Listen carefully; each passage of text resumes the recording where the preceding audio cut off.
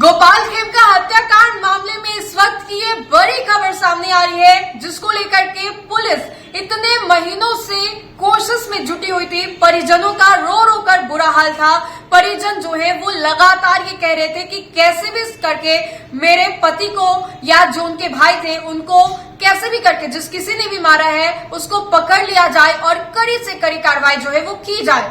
अब कहीं ना कहीं गोपाल खेमका मर्डर हत्याकांड मामले को लेकर के बड़ा खुलासा हुआ है। पुलिस को कहीं ना कहीं एक ऐसी कामयाबी हाथ लगी है जिसके बाद पुलिस प्रशासन जो है वो भी अब कहीं ना कहीं पूरे मामले को लेकर के नजदीक पहुंच गई है। ये बड़ी खबर हम आपको गोपाल खेमका हत्याकांड मामले को लेकर के बता रहे। उमेश राय तक का नाम आया था और किस तरीके से मास्टरमाइंड जो था उसको भी पुलिस के द्वारा पकड़ लिया गया था। अब इन सभी चीजों को लेकर के ये बड़ी खबर जो है वो निकल करके सामने आ रही है। गोपाल खेमका हत्याकांड मामले को लेकर के ये बड़ी खबर आपको बता रहे हैं, जहां पर चर्चित व्यवसायी गोपाल खेमका हत्याकांड में इन्वेस्टिगेशन जो है वो अधूरा है। 2 महीने 12 दिन बाद भी पटना पुलिस कोर्ट में चार्जशीट जो है वो दाखिल नहीं कर पाई। हालांकि पुलिस के पास कुछ दिन शेष बचे हुए। इसी बीच कोर्ट में इस घटना के मुख्य आरोपी अशोक साव और स्कूटर उमेश राय की नार्को जो है और ब्रेन मैपिंग जांच की अपील जो है पटना पुलिस की ओर से की गई। फिलहाल इस पर ब्रेक लगा दिया गया है। सुप्रीम कोर्ट की गाइडलाइन के मुताबिक पुलिस की अपील पर कोर्ट ने 12 सितंबर को उमेश राय और अशोक साव को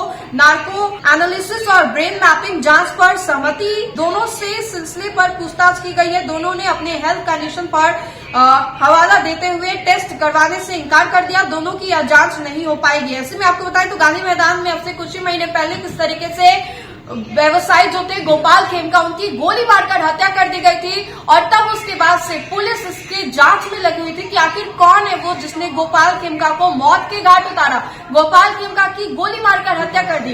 कई संदिग्ध लोगों तक पुलिस जो है वो भी पहुंची, इसके जांच में भी लगी हुई थी। और अब इसको लेकर के ये बड़ी खबर सामने आ रही है, जहां पर गोपाल खेमका हत्याकांड मामले में नार्को एनालिसिस और माइंड मैपिंग का जो टेस्ट है वो कराने की बात कही गई, लेकिन तबियत खराब है इसका हवाला देते हुए उन दोनों ने अभी इनकार कर दिया है। और अब देखिए किस तरीके से ये पूरे मामले को पुलिस जो है वो प्रकाशित कर रही है। हालांकि पुलिस के पास अभी कुछ और दिन शेष जो है वो बचे हुए हैं।